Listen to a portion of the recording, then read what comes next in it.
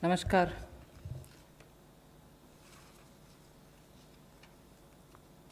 Today is the fourth day where, after the Prime Minister's address to the nation on building a Atmanirbhar Bharat,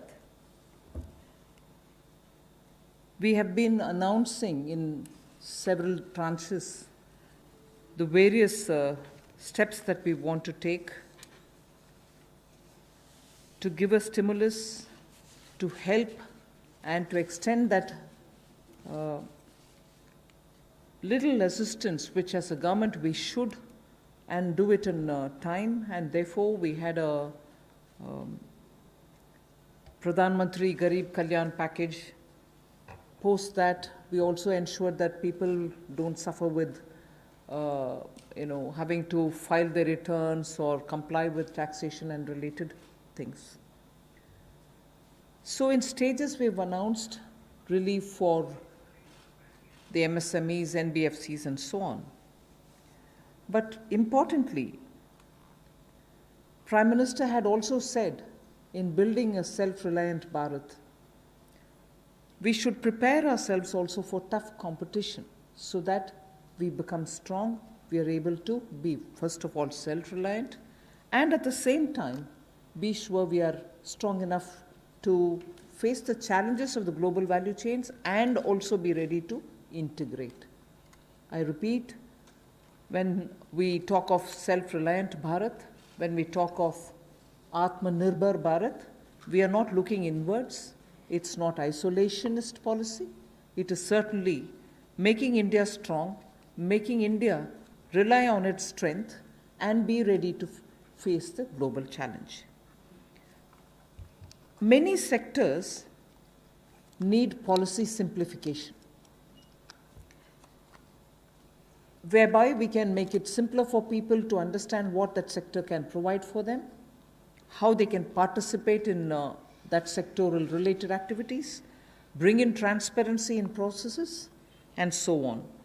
So once we decongest sectors, we can also provide the necessary boost. That sector too will become strong enough and competent enough to provide the necessary boost for growth and employment. And as you all know, the Prime Minister has a very strong track record in taking up reforms, deep systemic reforms. I'll just highlight those reforms which are worth recalling.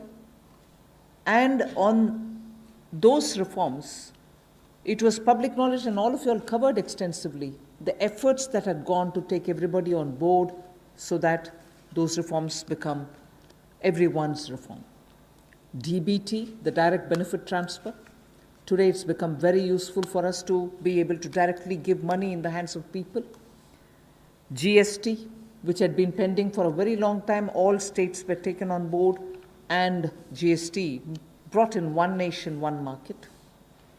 IBC, companies waited for decades to have their insolvency-related matters settled. Limited success was felt through the various other programs, schemes which existed, SARFAESI or BIFR and so on. Then the several steps which were taken for ease of doing business so that India becomes an attractive destination for investment. You also had the public sector banks reforms, not only just infusing some equity, but also making sure that they become professionally managed, although they are public sector banks, and performing well, but still they needed to have more professionalism. So that was also, and giving independence for them, because that's an area in which I would take extreme pride to say, between 2014 until today, you wouldn't have had one phone call going to any one of the banks saying, give this loan to my cousin or my whoever. No cronyism has been developed through the banks. Direct taxation reforms, Revenue Secretary is here. Most unexpected time, the country saw that a drastic step had been taken, drastic but in a favorable sense. Power sector reforms. Udai was a scheme which was brought in with a great sense of wanting to clean up that sector. It has its challenges, but it was a daring reform. Coal sector, and also water and irrigation. There are many such I can list, but Prime Minister Modi has been absolutely consistent in making sure reforms are taken up. So structural reforms are the focus of today's announcements. Today's announcements are focusing on structural reforms. The sectors in which these measures will be impacting are those sectors with these reforms which are going to be the new horizon for growth. And therefore, we see great potential in more investments which can be drawn with the reforms that we are announcing today. More production can be clearly marked, and certainly it will lead to a lot more employment possibilities.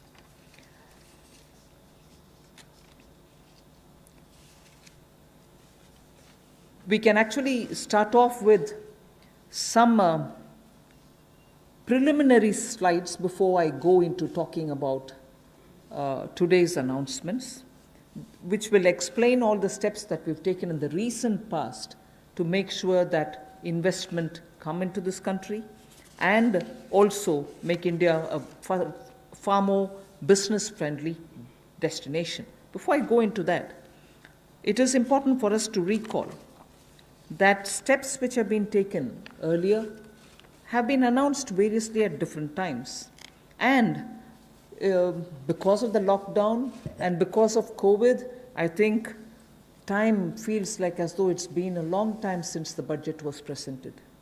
It was only presented on 1st February. And just as soon as the finance bill got passed, the parliament also had to very quickly close for the reasons of social distancing and so on. And just before February, we announced the National Infrastructure Investment Foundation, the fund that was launched. So, and therefore such steps have been taken. Clearly, these are the ones which are going to initiate a lot of things that we want to tell today, and also a lot of things that we want to do towards building an Atmanirbhar Bharat. So if we can go to the first slide. The policy reforms to fast-track investments. In the last couple of months, an empowered group of secretaries has been formed who also looked at project development, and project development cells were formed in various ministries. Ranking of states on investment attractiveness is also being worked out. This will make them compete for new investments, and promotion of champion sectors such as the solar PV manufacturing and so on, the advanced cell battery storage research. These kind of activities are also being given a priority. So for an Atmanirbhar Bharat and for Make in India, such steps are crucial, and we want to make sure that efforts which have been taken clearly give us the confidence that Make in India, which was launched at least 3 years back, as an initiative to change the mindset of people, to bring in new ways of doing business, to make sure that India becomes attractive on its strength, are all being received very well.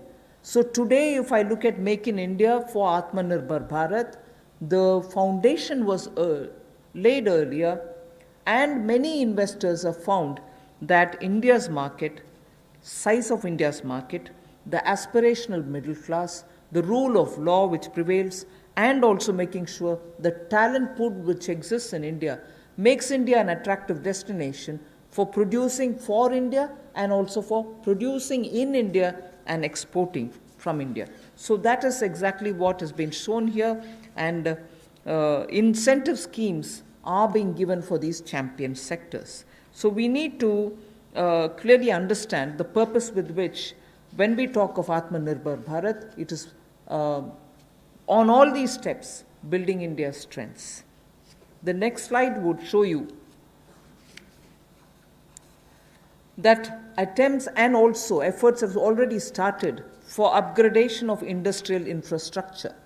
I'm saying all this because the reform steps that I'm going to announce will have all these also having a play in the various steps that we are announcing.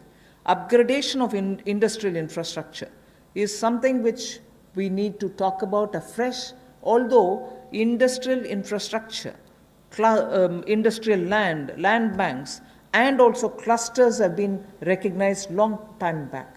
But they're all somewhat being utilized, many of them lying unutilized. So now using technology, we are making sure these land parcels are, through GPS, GIS mapping, are able to be identified, location cleared, their challenges being identified, common facilities which have to be created will all be done.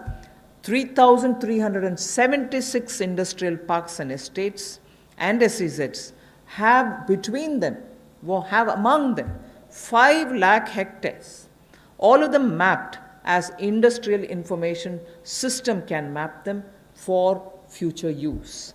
So this will be a part of the portal which we'll be running, so that it will be available for any future potential investor to say, I know land exists there, we can go set up a business there. In the meanwhile, the state government working with the center is going to provide all the common facilities. So all industrial parks also will get ranked by 2020-21, so that we know what is the level of readiness that they have and how ready they are for competition.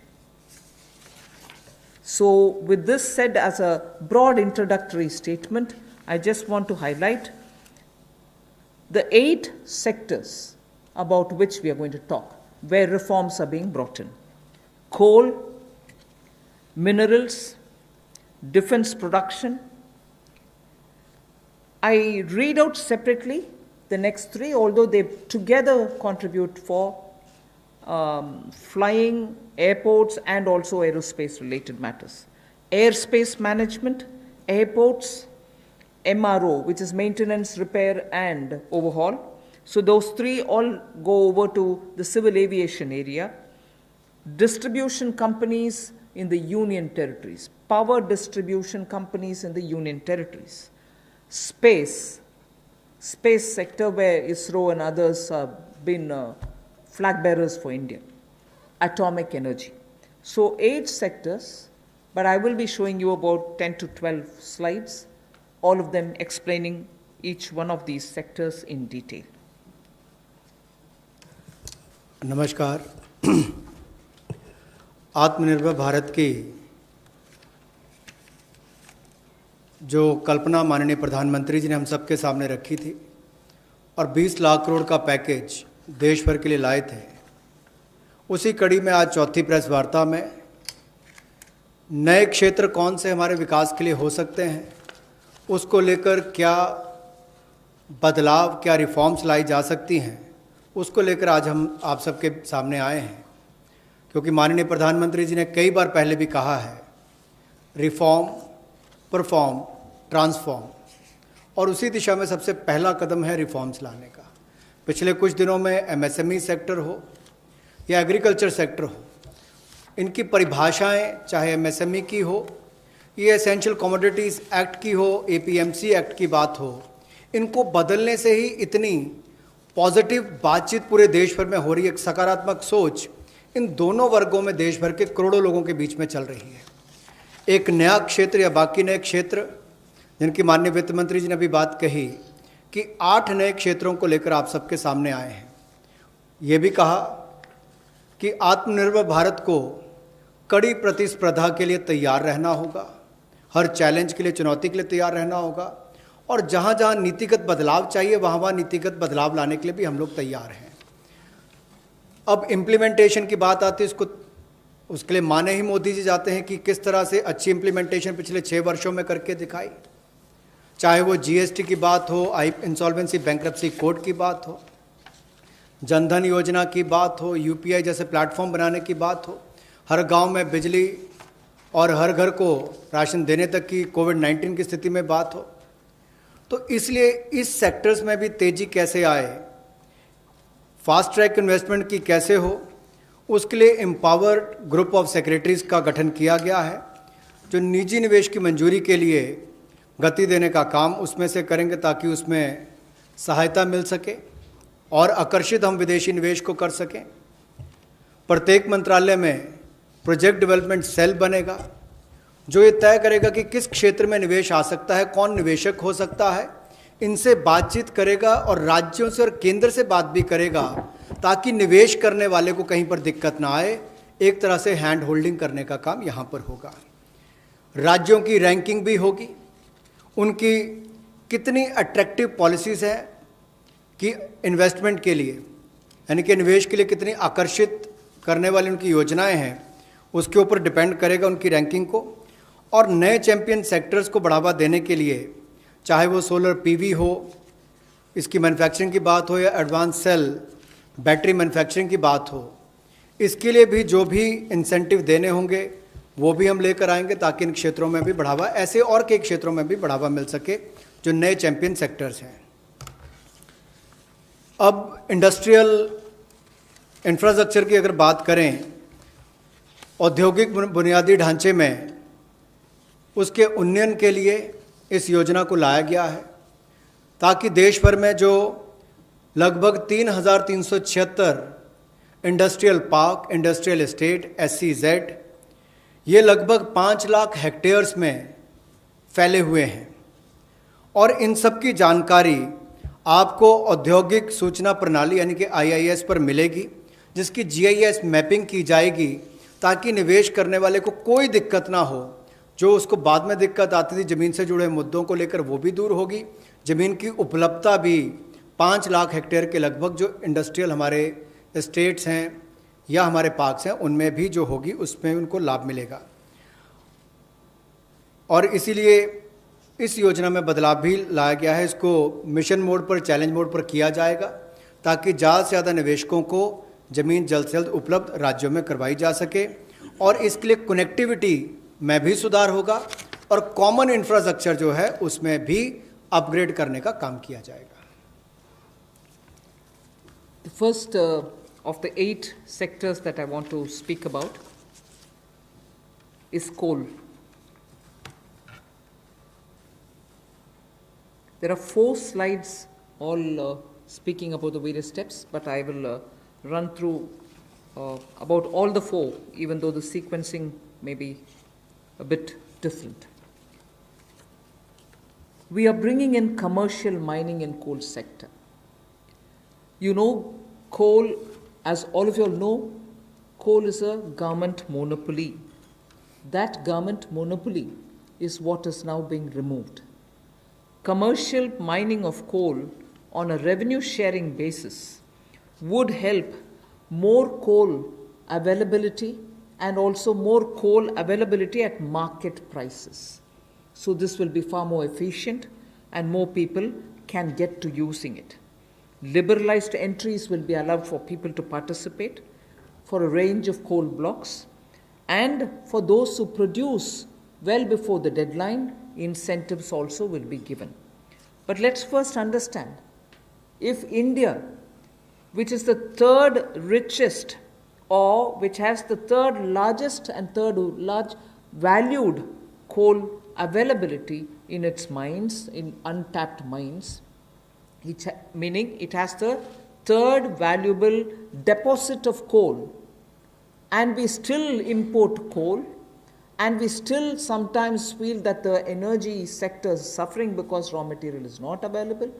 So regulations are required, and this line you would recall I have said day before yesterday, I have also said yesterday, regulations are required when there is a shortage.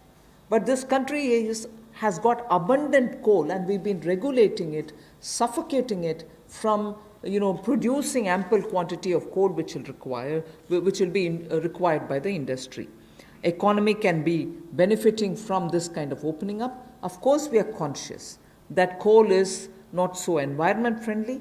So in order to have coal converted into gas, we are providing incentive so that coal is also used, but the environment commitments of India are honored and we benefit from gasification of coal. And also the coal bed methane also will be auctioned, so that these coal beds which are with Coal India but untapped also can benefit the country. So the coal bed methane extraction also will happen through auctioning. 50,000 crores will be spent by Government of India for creating evacuation infrastructure, because after the coal is mined, brought to the pit head, you don't have enough right kind of infrastructure to have this coal, mined coal, evacuated from there. So 50,000 crores is being given to ensure that evacuation infrastructure is provided. So this is, in short, what is being done to bring in reforms in the coal sector.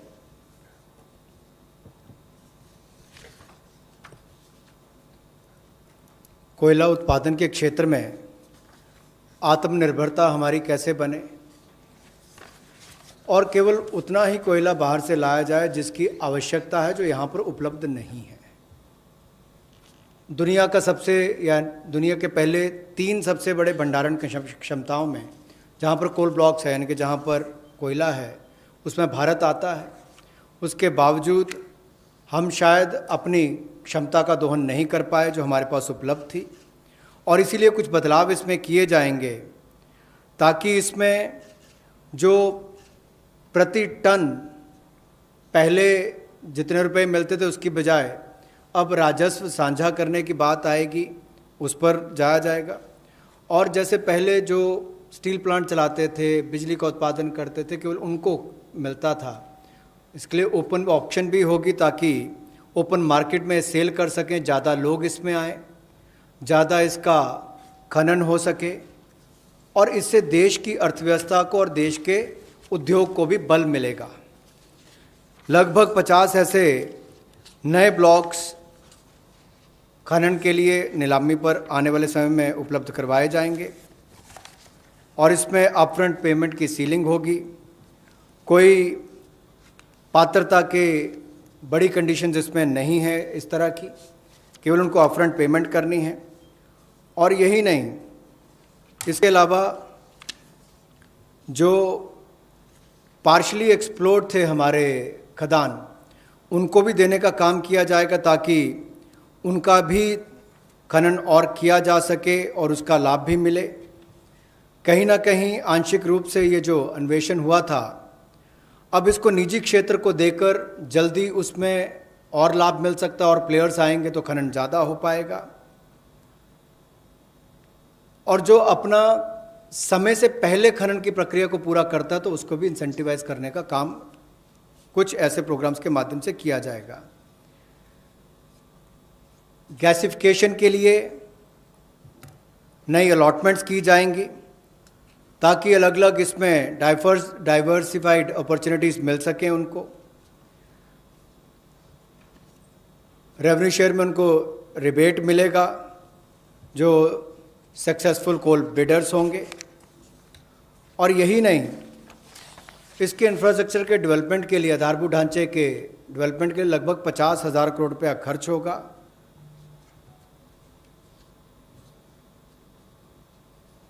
और ये जो कोल India limited की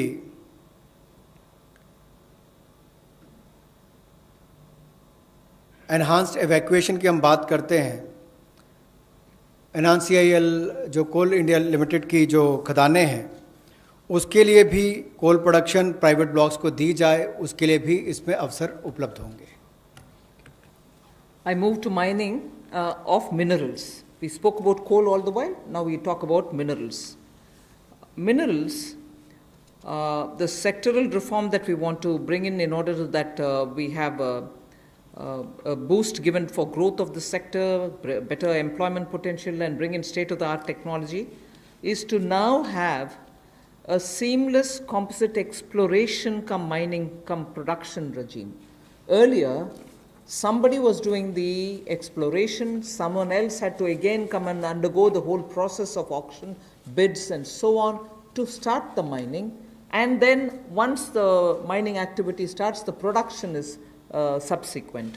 All these were dealt with in separate silos. So now what is being suggested is to, for ease of everybody participating and also the stakeholders, a seamless composite exploration cum mining cum production regime is being brought in. So there is no uncertainty for somebody who invests a big quantum of money for exploration whether he'll be able eventually to even to mine the mineral.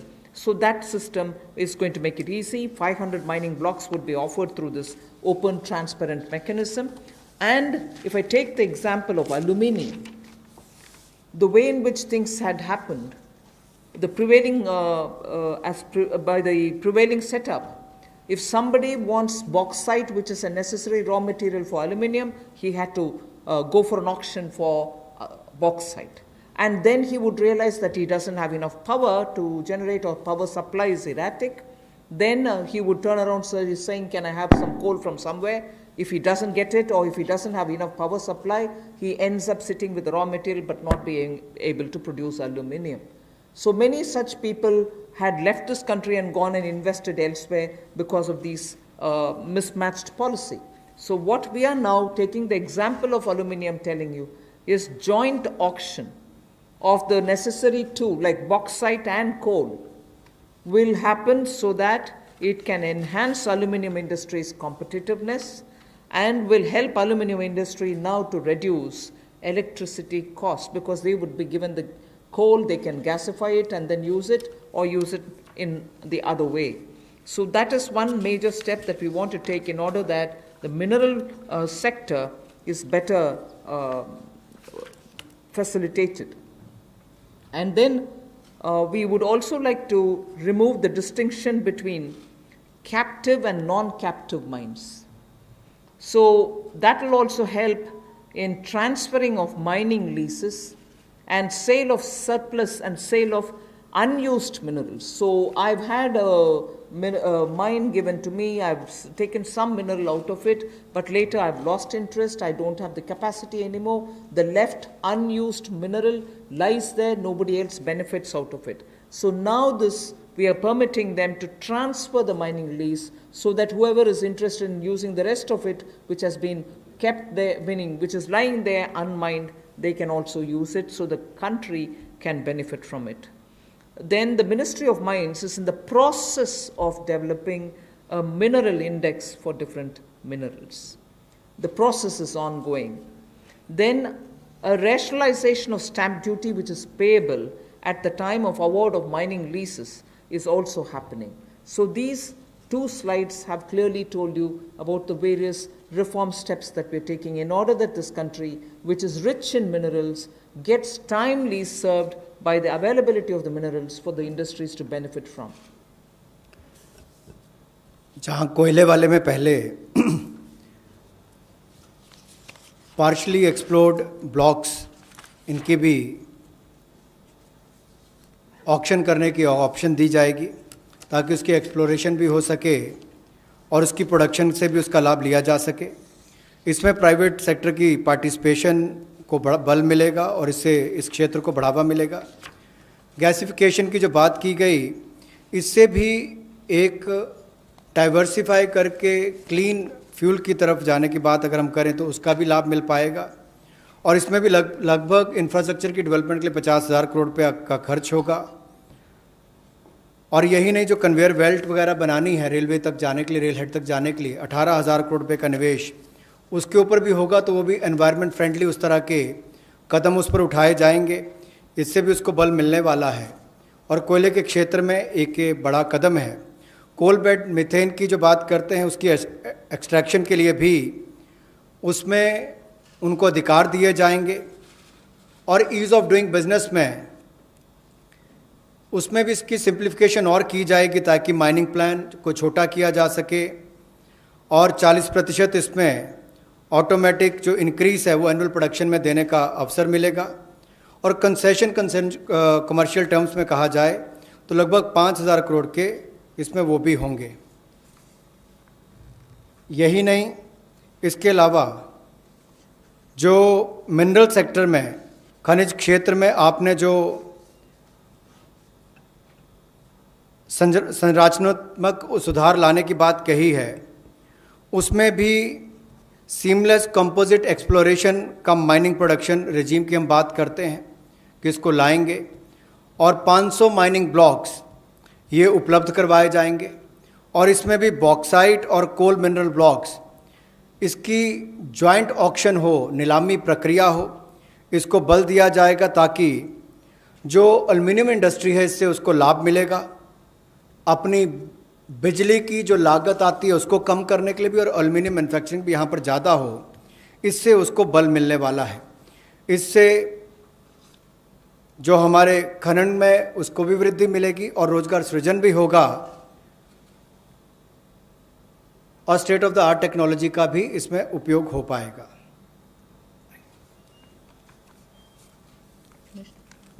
Ji, mineral index बनाने की एक बात हमने यहाँ पर की है जिसको डेवलप किया जाएगा और स्टैम्प ड्यूटी को रैशनलाइज किया जाएगा उस समय जब वो अवार्ड की जाएगी माइनिंग लीसेस, उस समय उनको कर दिया जाएगा। We now move over to talking about defense production.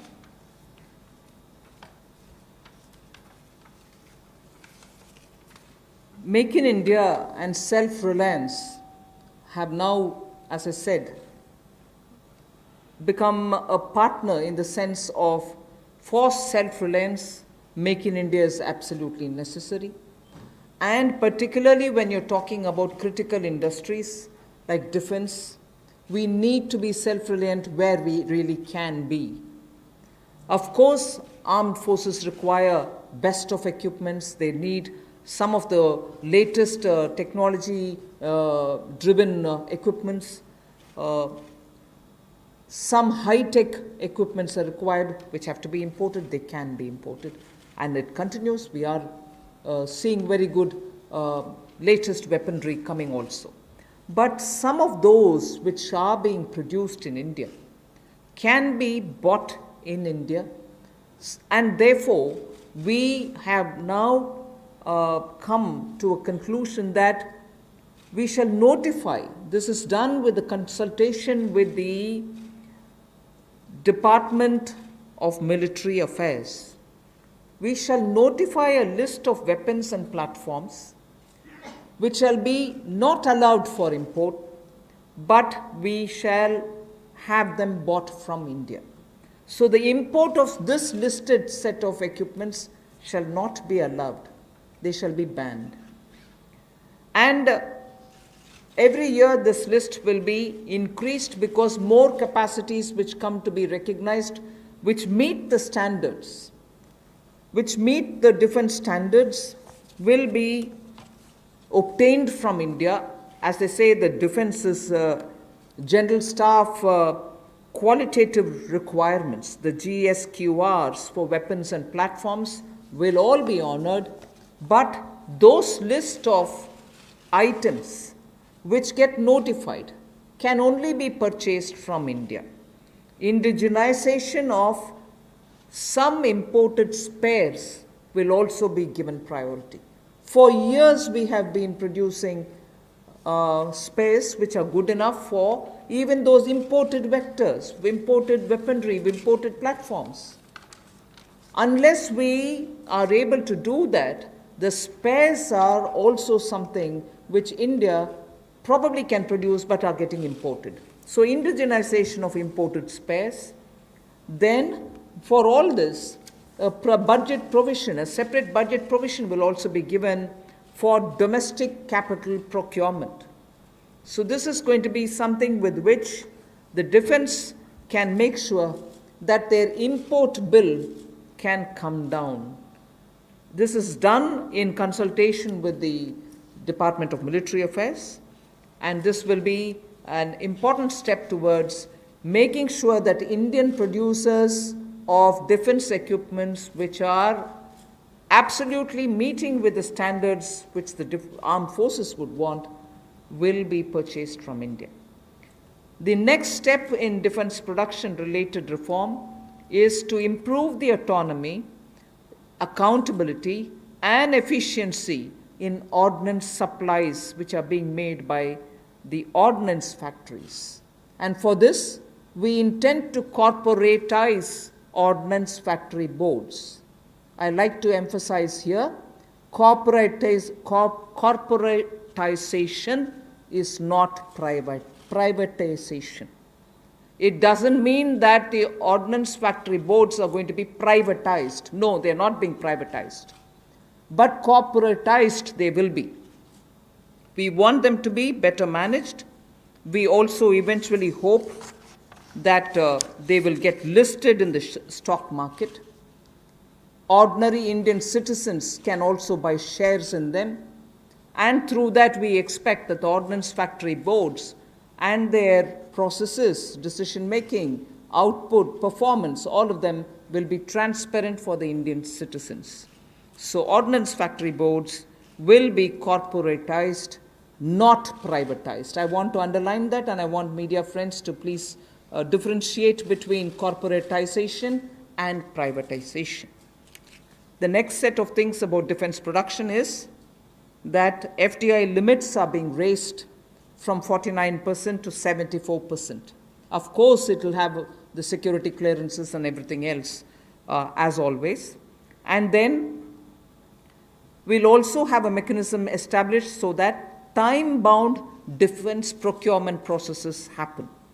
There will be a project management unit set up. Support will be given for contract management purposes. Then as I said earlier, a realistic setting for the general staff qualitative requirements, the GSQRs as they're known, of weapons and platforms will be made, because sometimes unrealistic quality requirements are established and quite a lot of time is spent in searching for suppliers who will meet all those requirements. You end up with just one supplier, and just buying it from one supplier is not permitted, and then you do the entire circle all over again. So realistic setting of qualitative requirements is something on which we'll place emphasis, and above all, overhauling of the trial and testing processes. Yes, we understand India is a country which has different climatic and geospatial requirements, tropical, coastal, Himalayan, high altitude, and everything else. But we still need to be far more efficient in trial and testing of procedures.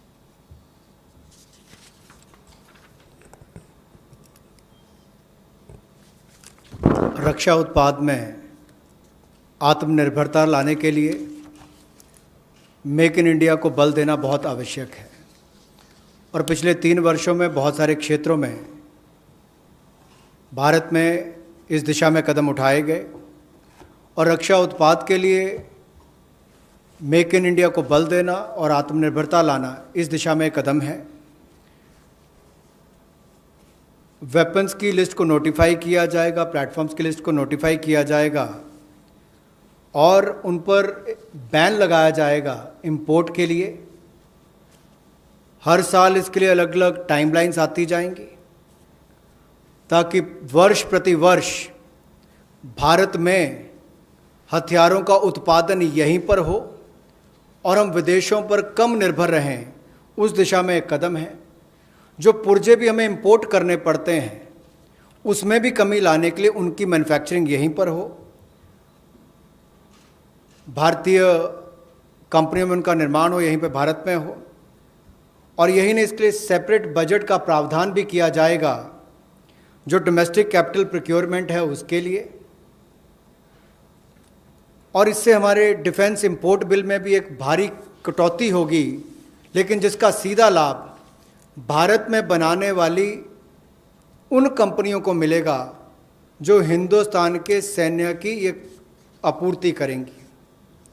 और इसी दिशा में autonomy लाने के लिए और ज़्यादा जवाबदेही, accountability तय करने के लिए और कामकाज में एफिशिएंसी लाने के लिए ऑर्डिनेंस सप्लाईज जो हैं, जो हमारी कॉरपोरेशन हैं, जो हमारे ऑर्डिनेंस फैक्ट्रीज़ हैं, उनका कॉरपोरेटाइजेशन यानी कि निगमीकरण करने की हम बात कर रहे हैं। और निगमीकरण और निजीकरण में बहुत अंतर है। ऑर्डिनेंस फैक्ट्री बोर्ड का निगमीकरण होगा ताकि उनके कामकाज में और सुधार हो, बेहतर प्रोडक्ट बन सकें, सेना को और अच्छे हथियार मिल सकें, दुनिया भर के देशों पर हमारी निर्भरता कम हो, हिंदुस्तान के अंदर और रोजगार पैदा हो सके, कंपनियों को लिस्टिंग कराकर उनकी भी क्षमता बढ़ाने का काम किया जा सके, कुल मिलाकर पारदर्शिता और बेहतर प्रदर्शन की ओर हम आगे बढ़ सकें। इसलिए निगमीकरण करना बहुत आवश्यक है। इसलिए ऑर्डिनेंस फैक्ट्री बोर्ड का निगमीकरण किया जाएगा। और दूसरा रिफॉर्म्स, जहां एफडीआई लिमिट है डिफेंस मैन्युफैक्चरिंग के क्षेत्र में, वो स्वचालित प्रत्यक्ष विदेशी निवेश के लिए 49% से बढ़ाकर 74% कर दी जाएगी। यानी कि automatic defence route, automatic FDI का जो रूट है उसके लिए 49% से 74% उसको कर दिया जाएगा लिमिट को। और time bound defence procurement process हमारा हो, इसके लिए त्वरित फैसले लेने का भी काम किया जाएगा। अनुबंध प्रबंधन के लिए प्रोजेक्ट मैनेजमेंट यूनिट का गठन किया जाएगा। और जो GSQRs हैं वेपन्स और प्लेटफॉर्म्स की, उसको भी व्यवहारिक बनाने का काम किया जाएगा। और जो हमारे प्रशिक्षण की प्रक्रियाएं हैं जिसमें बहुत लंबा समय, कई बार वर्षों तक लग जाते हैं, उसका जीर्णोद्धार भी किया जाएगा ताकि उसमें कम समय लगे और जल्दी प्रोक्योरमेंट करने का, ताकि टेस्टिंग समय पर हो जाए, ट्रायल्स हो जाए और हम समय पर उनका ऑर्डर कर सकें। The next three relate to civil aviation. I'll be fairly speedy about them. One relates to airspace management.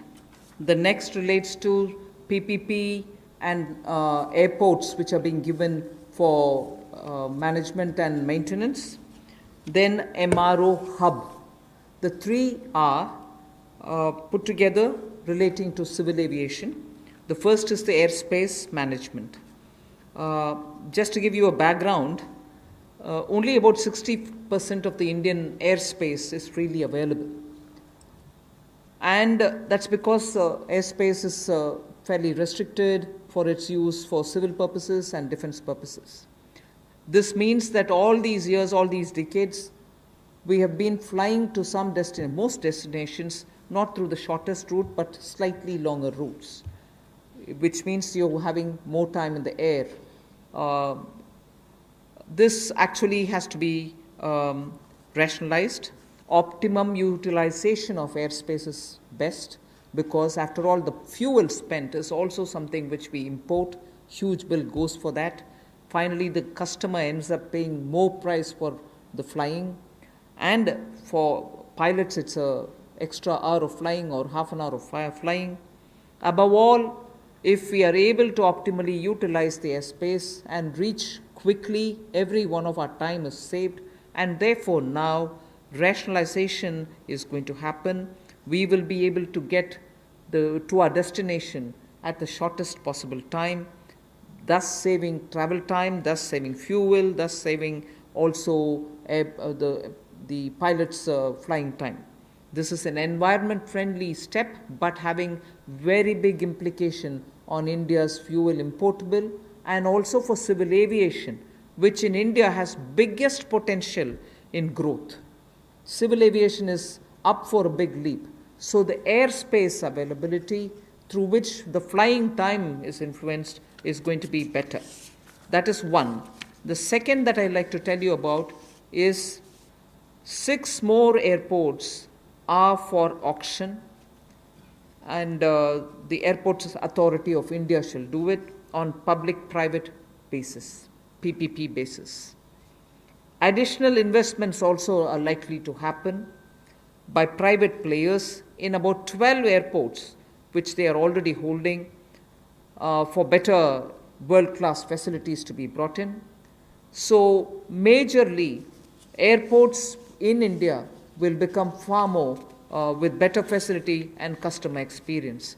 This has financial implications to the extent not so much for the budget, but the AAI, the Airports Authority of India, will get a down payment of 2,300 crores, and also the first and second rounds of investments are expected to get 13,000 crores. So this is one step which will at a time increase better facilities and also make our airports a lot more worthy experience for the passengers.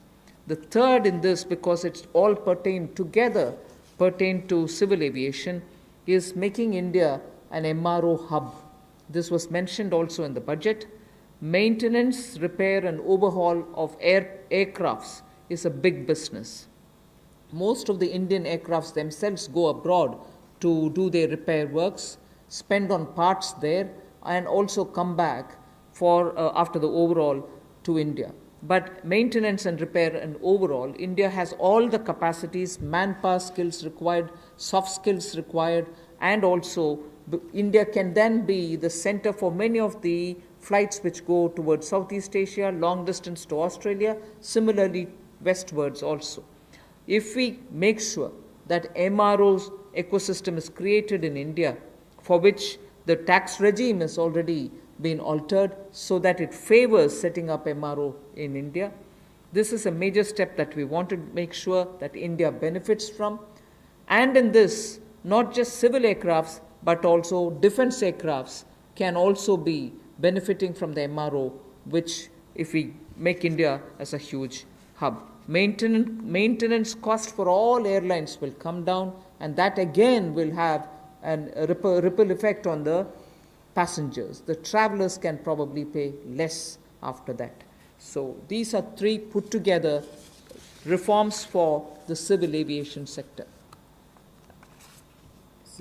Civil aviation sector को लेकर जो 3 बड़े कदम हैं, हम सबको पता है समय की बहुत कीमत है और हर व्यक्ति के समय को बचाने का प्रयास किया जाए।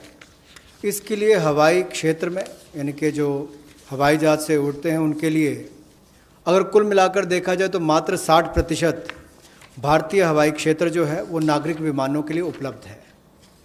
इसलिए भारतीय नागरिक विमानों को लंबे रास्ते लेने पड़ते हैं, जिसमें लोगों का समय भी जाता है, फ्यूल भी ज़्यादा कंज्यूम होता है। अब भारतीय हवाई क्षेत्र की इस पाबंदी को और सरल और जो हम सुगम बनाएंगे, जिससे नागरिक विमानों के लिए कम समय लगेगा और वो ज़्यादा दक्ष बन सकेंगे। मिलिट्री अफेयर विभाग के साथ समन्वय करके इसको 2 महीने के अंतर्गत सुलझा लिया जाएगा और अवसर उपलब्ध करवाए जाएंगे। इससे विमानन क्षेत्र को 1000 करोड़ रुपए का फ़ायदा होगा, जिससे सीधे तौर पर अगर आप देखें तो एयर टर्बाइन फ्यूल वो बचेगा, तो हमारा इंपोर्ट बिल भी कम होगा, लोगों का समय बचेगा, एनवायरनमेंट बचेगा, पर्यावरण को बचेंगे और समय कम लगेगा। ये एनवायरनमेंट फ्रेंडली इनिशिएटिव भी हमारा है और एयर स्पेस की मैक्सिमम यूटिलाइजेशन भी हो सकेगी।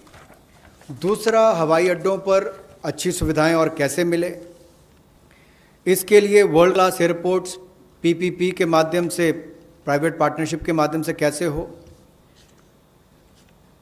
एयरपोर्ट अथॉरिटी ऑफ इंडिया ने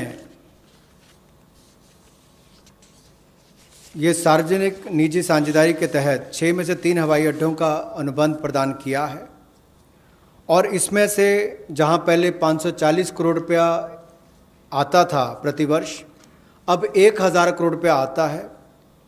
और इसके अलावा एयरपोर्ट अथॉरिटी ऑफ इंडिया को डाउन पेमेंट भी लगभग 2300 करोड़ रुपए की मिलेगी। ये एनुअल रेवेन्यू जो 6 एयरपोर्ट्स का है, और 6 और एयरपोर्ट्स को आइडेंटिफाई किया गया है दूसरे राउंड की बिडिंग के लिए। इसका बिड प्रोसेस भी जल्द शुरू कर दिया जाएगा। अतिरिक्त निवेश जो हम इस प्राइवेट प्लेयर्स के माध्यम से देख रहे हैं निजी क्षेत्र में, ये 12 हवाई अड्डों में पहले और दूसरे चरण में लगभग 13,000 करोड़ रुपए का आएगा। 13,000 करोड़ रुपए का निवेश पहले और दूसरे चरण में 12 हवाई अड्डों में आएगा और 6 और एयरपोर्ट्स के लिए भी जल्द ही तीसरे राउंड में बिडिंग की प्रक्रिया, नीलामी की प्रक्रिया शुरू हो जाएगी। एक और क्षेत्र है जो मेंटेनेंस, रिपेयर, ओवरऑल की बात करते हैं। जैसे गाड़ियों की रिपेयर तो लोकली हो जाती है, लेकिन हवाई जहाज़ों का इंजन हो, बाकी स्पेयर्स हों, इसकी रिपेयर चाहे सिविल एविएशन के हों, नागरिक विमान हो या मिलिट्री के हों, उनमें से भी ज़्यादातर विदेश में जाकर रिपेयर होते थे तो एक और हमारे यहाँ के लोगों का रोजगार के अवसर छीनते थे, दूसरा बाहर जाकर उनको मेंटेनेंस करवानी पड़ती थी। अब उसके लिए भी टैक्स रेजिम में बदलाव किए गए, उसमें एमआरओ का लिए इकोसिस्टम बनाया गया जिसको रैशनलाइज किया गया है। इससे लगभग जो 800 करोड़ से लेकर 2000 करोड़ रुपया 3 वर्षों में एयरक्राफ्ट के कंपोनेंट्स की रिपेयर के लिए या एयरफ्रेम की मेंटेनेंस के लिए जो खर्चा होता है उसमें भी बचत होगी और वो काम यहीं पर मिलना शुरू हो जाएगा हिंदुस्तान के अंदर। और जो मेजर इंजन मैन्युफैक्चरर्स हैं वो भी अपने इंजन रिपेयर फैसिलिटीज़ को यहाँ पर भारत में लानी शुरू करेंगे और डिफेंस और सिविल सेक्टर को कन्वर्ज करके भी हम लोग इस सेक्टर को बढ़ावा दे सकते हैं। उस दिशा में कदम उठाए जाएंगे ताकि जो कॉस्ट है एयरलाइंस की या हमारे डिफेंस की वो भी कम आए, उस दिशा में कदम है। I move to talking about the next reform step. The power distribution companies in union territories shall be privatized. And that is likely to be also, it will be in line with the tariff policy which is soon to be announced. The tariff policy reform will of course talk about consumer rights. The inefficiencies of DISCOMs will not become a burden on consumers. DISCOMs will ensure adequate power. The standard of service that they provide will improve, and they will promote industry better by providing open access. Sustainability is an issue with power sector. We want to be sure that timely payments to the GENCOs happen. You are aware that 90,000 crores have been given this time because DISCOMs were not able to pay or service their dues to the GENCOs. Such disruptions or ups and downs should be avoided, and DBT also for subsidy receiving beneficiaries will be given directly, and smart prepaid meters will be set up, about which I had mentioned in the budget also. So tariff policy coming into place will also see one more major step, in that in the union territories we shall make sure that the DISCOMs are privatized. Suboptimal performance of power distribution and supply can never be in favor of the customer. So that is as regards power sector reforms.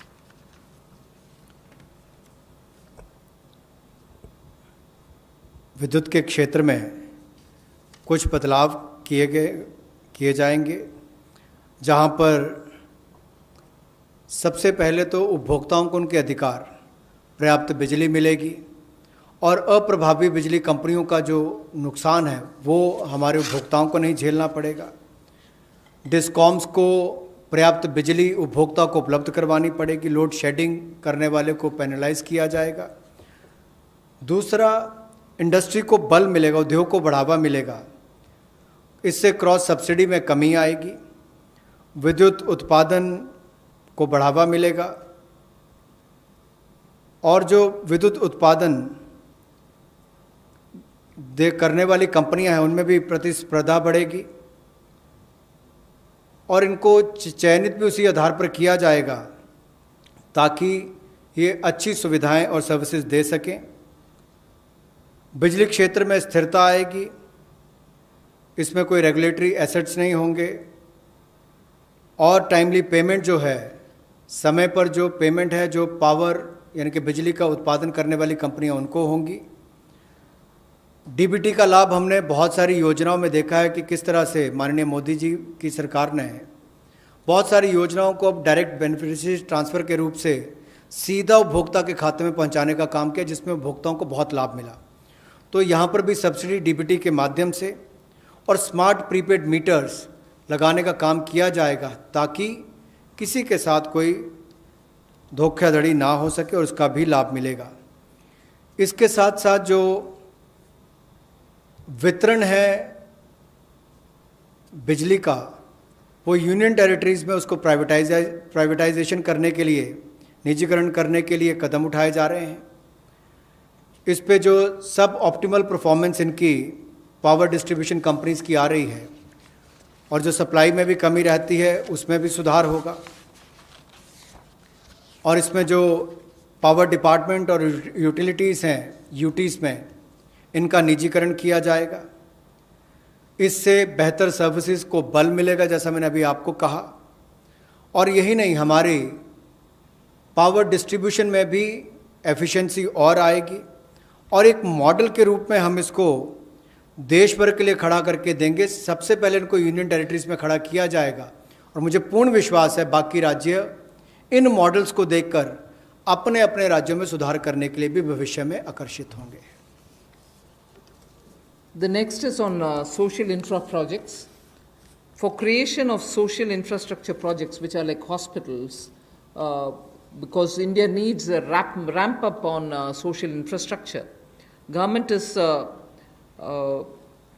made a provision for 8,100 crores, that will be the total outlay, which will be going in the form of viability gap funding. So, in general, for most projects which are supported by government or states or the statutory bodies, 20% is what is given as viability gap funding.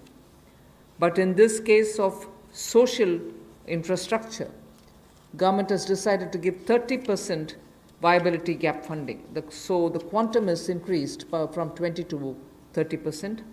Through this, we expect that the urgent requirement for social infrastructure all over the country is not just going to be developed by government, but also private enterprises will come in because of this viability gap funding which we want to provide, and that is an increased viability gap funding.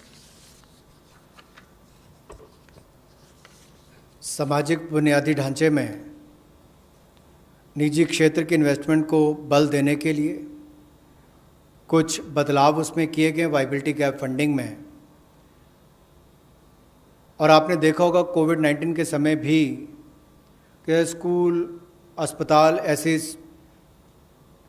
हमारे जो क्षेत्र हैं जिनका बुनियादी ढांचे में और सुधार चाहिए, उसके लिए बल मिले। इसके लिए थोड़ा बदलाव किया गया है कि 30% केंद्र और 30% जो है हमारा राज्य सरकारें उसमें वाइबिलिटी गैप फंडिंग के रूप में देंगी। इससे इस क्षेत्र को बल मिलेगा, लेकिन बाकी सेक्टर्स में 20% ही रहेगा। और इसमें कुल मिलाकर सामाजिक बुनियादी ढांचे के इस सेक्टर के वाइबिलिटी गैप फंडिंग के लिए लगभग 8100 करोड़ रुपए का आउटले किया गया है, और इन प्रोजेक्ट को राज्य और केंद्र की सरकारें प्रपोज करेंगी। The last two reform steps that I want to announce relate to space and space. The next one relates to atomic energy. First, in space, you know that India has had the benefit of an extraordinary institution such as the ISRO. ISRO has brought the nation a lot of laurels. However, today, private sector is also doing a lot of work in the space arena. A lot of individuals and startups have spent a lot of time developing space-related technologies. Unfortunately, because of the Indian regulations, they are even unable to use ISRO's available facilities for even testing their products. So what we want to do now, in order to provide level playing field for private companies, satellite launches and space-based services, we will make a provision for them to benefit from the assets which are available with the ISRO and for India to benefit from it. We'll also provide predictable policy and regulatory environment for private players. We want them to be co-travelers with us, and therefore private sector is being encouraged. And also for future projects for planetary explorations and outer space travel, it will also be open for private sector. So in short, private sector is being given a good access to this space area where both government and private sector can work for a better Atmanirbhar Bharat. Another important aspect is there's a lot of geospatial data in India for Indians, particularly like startups which are looking at doing a lot of irrigation work, drought-prone area development work, groundwater work. They don't most often get the data within India. They go getting it from abroad, data about India, paying through their nose for some good work that they do for India itself. So a liberal geospatial data policy is something which we like to work, and we want to provide remote sensing data to tech entrepreneurs, but of course with a lot of sense of caution, because this is a very sensitive area. We want to also give the benefit and the advantage to the Indian startups who are also doing pioneering work. अंतरिक्ष के क्षेत्र में भारत ने बहुत अच्छा काम पिछले कुछ वर्षों में किया है। अब इस क्षेत्र में निजी क्षेत्र भी किस तरह से सहभागी हो, कैसे वो भागीदार बने और उपलब्धियों भरा आने वाला समय हो, इसके लिए अंतरिक्ष क्षेत्र की गतिविधियों में प्रतिपादक वृद्धि लाने के लिए निजी क्षेत्र की भागीदारी को बढ़ाने का अवसर दिया जाएगा, ताकि प्राइवेट कंपनीज़ को भी बराबरी का एक तरह से अधिकार, जैसे लॉन्च करने की बात हो या सैटेलाइट्स की बात हो या अंतरिक्ष क्षेत्र से जुड़ी हुई सेवाएं देने की बात हो, चाहे कम्युनिकेशन सैटेलाइट से बाकी हो, अनुमानित नीति लाकर हम अंतरिक्ष क्षेत्र में एक बड़ा सुधार लाएंगे। और यही नहीं, निजी क्षेत्र की कंपनियों को इसरो की सुविधाएं या जो एसेट्स हैं उनको इस्तेमाल का प्रावधान करेंगे, ताकि वे अपनी क्षमता बढ़ा सकें और उपलब्धियों भरा हमारा आने वाला समय अंतरिक्ष के क्षेत्र से जुड़ी हुई, चाहे वो सेवाएं हो या खोज हो, उससे जुड़ने के लिए हो। भविष्य में चाहे वो ग्रहों की खोज की बात हो या बाहरी अंतरिक्ष यात्रा जैसे प्रोजेक्ट्स हो, इनमें भी निजी क्षेत्र आगे बढ़कर आए, ऐसा हमारा प्रयास रहेगा। उदार जियोपॉलिटिकल डाटा पॉलिसी हम लेकर आएंगे रिमोट सेंसिंग डेटा के लिए, ताकि टेक्नोलॉजी एंटरप्रेन्योर्स, विशेष तौर पर स्टार्टअप्स जो इस पर काम करते हैं, उनको विदेशी कंपनियों पर निर्भर ना रहना पड़े, वो इस दिशा में बड़े कदम उठा सकें। इस दिशा में कदम उठाए जाएंगे और पॉलिसीज़ पर लाई जाएंगी। The last step for today under the set of reforms that we are announcing is related to atomic energy related reforms. There shall be a research reactor in PPP model which will be established only for the production of medical isotopes. Now, medical isotopes are increasingly used in cancer treatment. In fact, India has earned a lot of goodwill from very many countries which had India supply them these isotopes. So, absolutely for promoting welfare of humanity through affordable treatment for cancer and other diseases, we shall be establishing a research reactor in PPP mode, and that will produce medical isotopes. The next is establishing facilities in, again, PPP mode. Atomic energy is completely with the government, but here are the ways in which we are bringing in the PPP mode, establishing facilities in PPP mode to use irradiation technology, the radiation technology, for food preservation. Radiation technology, as you know, at one point in time the government also was discussing it, and a lot of you all were asking us questions. In crops which are like perishable crops like onions, most often when there is a good crop, because of its short shelf life, they are normally sold at a absolutely low price, or they are left to rot. Whereas when you use radiation technology, we are able to provide it the necessary qualities with which it can be stored for a longer time. Shelf life of perishable goods like onions can be improved and longevity given. This is something on which technology development cum incubation centers being established now will also set up a kind of synergy between research facilities and tech entrepreneurs who can develop such technologies which will be used for very many daily use matters such as vegetables and fruits preservation and so on. So this pertains to reforms in atomic energy, and that's my last slide. Atomic energy से related जो हमारी reforms हैं उस पर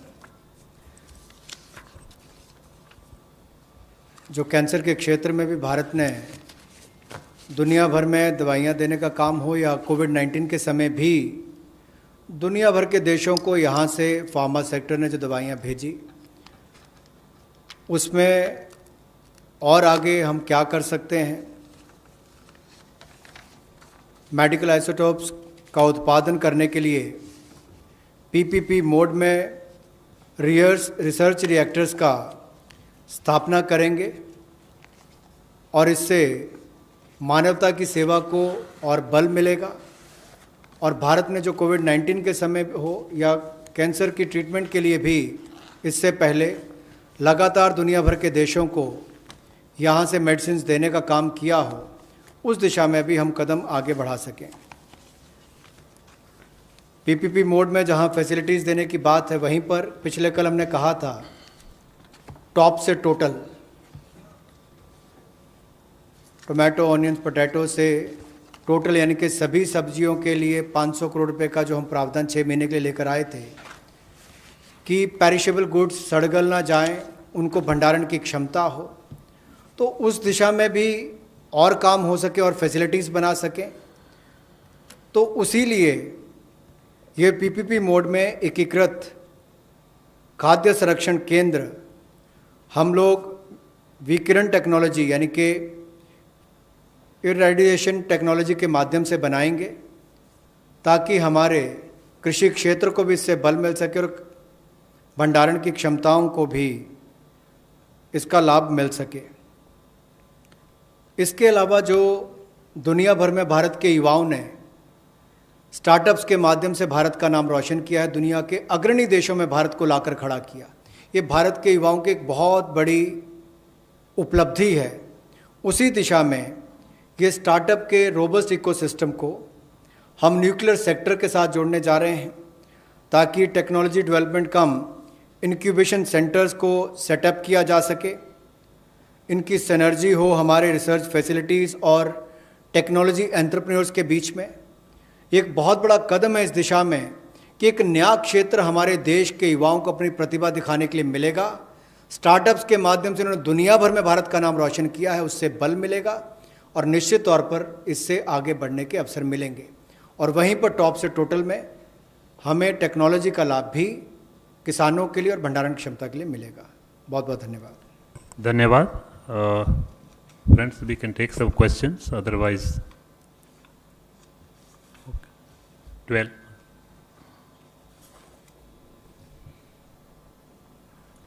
Very good afternoon, ma'am. Sapna here from CNBC TV 18.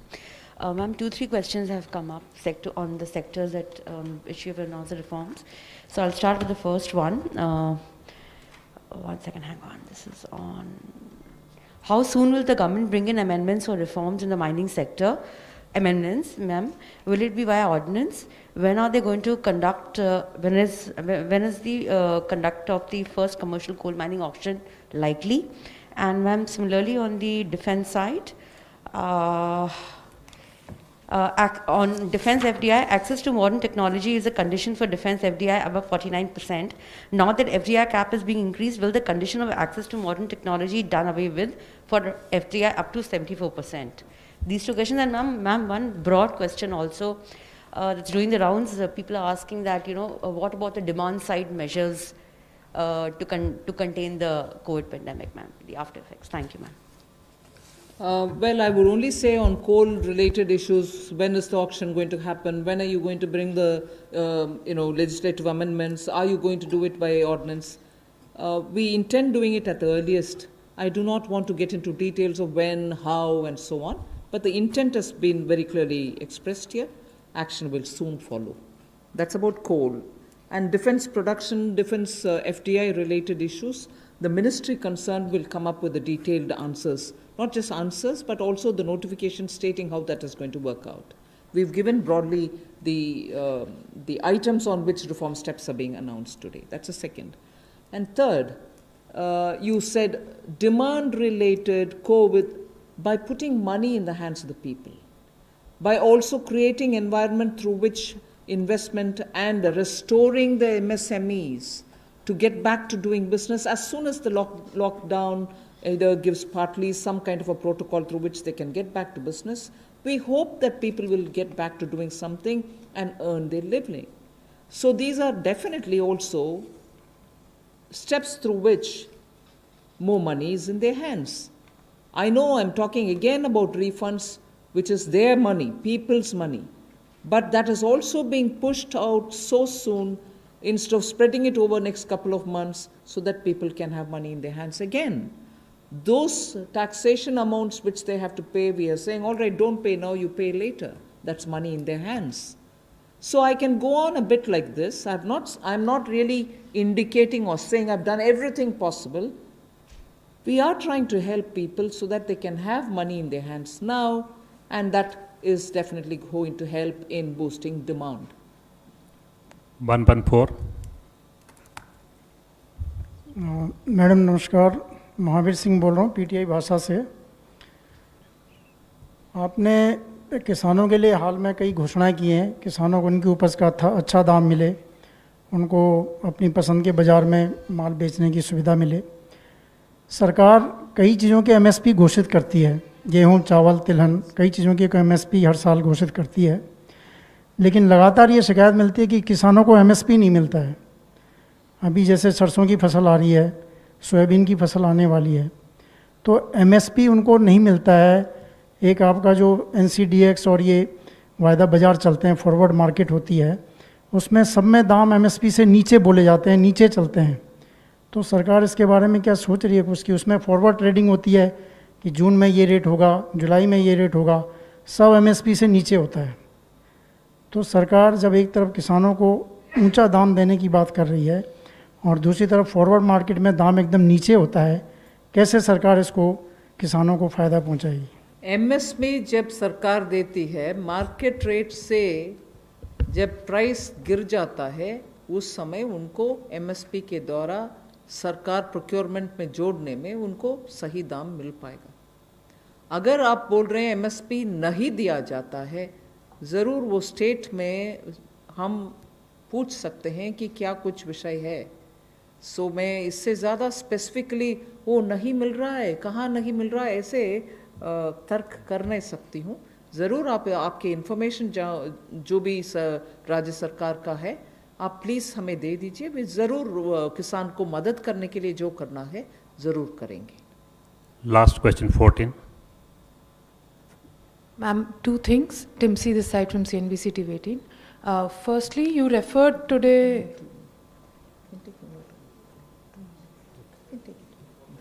While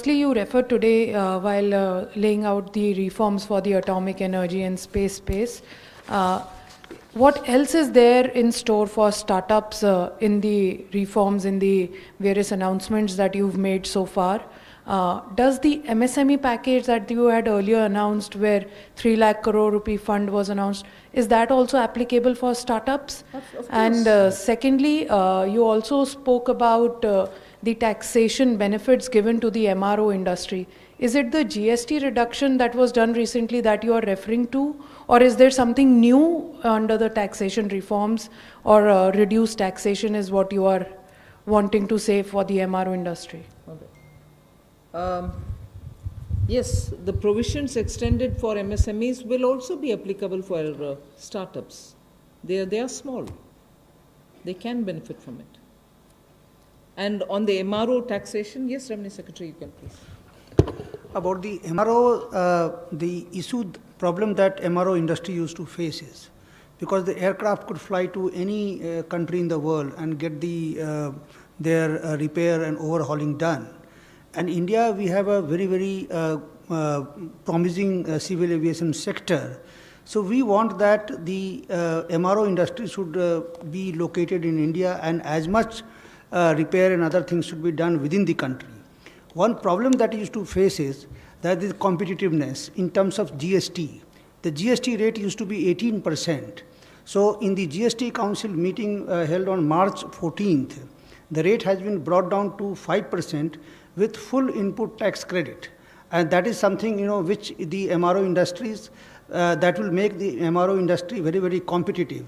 There were also some other issue where some foreign airlines, if they had placed some maintenance work to some other country and they had set up their unit inside India, they were also facing certain difficulty. That also has been taken care of. Madam, online question hai. Middle class is still expecting package for them. Will the middle class will also get a similar package which we have given to the agriculture sector and the farmers? This is As and when we are coming up with the package, we are announcing. 33.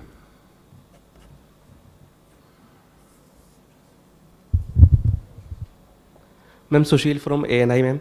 Ma'am, in the light of announcements for airline industry, will there be any direct help be given to struggling Indian private carriers too, ma'am? Well, as and when we have something to announce, we are announcing. So, 29, last question. Ma'am Monika ji business ma'am मेरा सवाल है कि जो middle class salaried लोग हैं specially जो tourism sector hospitality और aviation में हैं उनकी सैलरीज भी नहीं आ रही हैं अभी साथ ही वो इंस्टॉलमेंट पे कर रहे हैं तो क्या मॉरेटोरियम ड्यूरेशन बढ़ाने को कोई प्रपोजल है क्योंकि वो उसका बेसब्री से इंतज़ार कर रहे हैं हालांकि आपने एनुअल रिटर्न फाइलिंग में एक्सटेंशन दी है पर साथ ही उनको कुछ टैक्स रिलीफ मेजर्स वगैरह भी वो आपसे एक्सपेक्ट करते हैं ठीक है Thank you, ma'am. Friends, there is important announcement. कल आत्मनिर्भर भारत का जो लास्ट सेशन है 5वें वाला 4 बजे की बजाय मॉर्निंग में 11 बजे होगा. So please note, we will also send the invitation accordingly.